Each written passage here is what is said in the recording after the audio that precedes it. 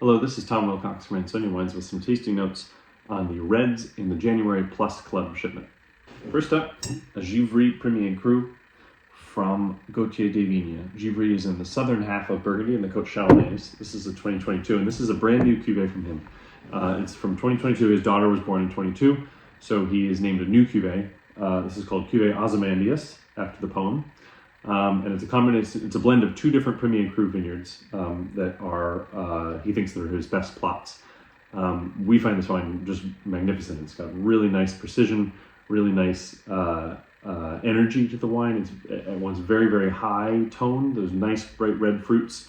It's a fair amount of oak, which we think is going to integrate nicely over the next couple months.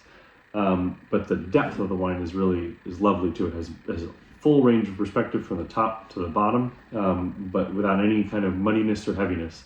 Really impressive wine from Gauthier, and I think if you were tasting it blind, you'd probably put it somewhere in the Côte d'Or, maybe around Volnay or around Beaune Premier Cru, something like that. It's a wine that we think well overperforms its label. After that, the Bonifant Côte Rôtie Les Rochas from 2020. This is from a specific plot in Côte Rôtie. It's 100% Syrah, of course. Côte Rôtie is just south of Lyon, at the very northern end of the northern Rhone Valley. And 2020 was a hot, dry year, just like it was in Burgundy as well.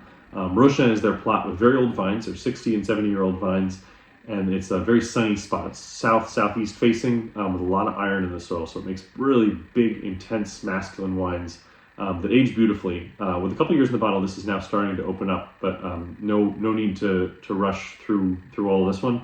You could definitely save it for a bit. If you're going to pour it now, we suggest a decanter.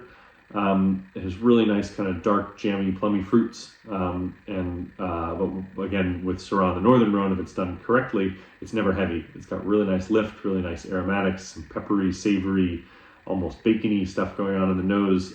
It's a real treat. Finally, back in Burgundy, Santenay Premier Cru from Roger Belon. This is the 2022.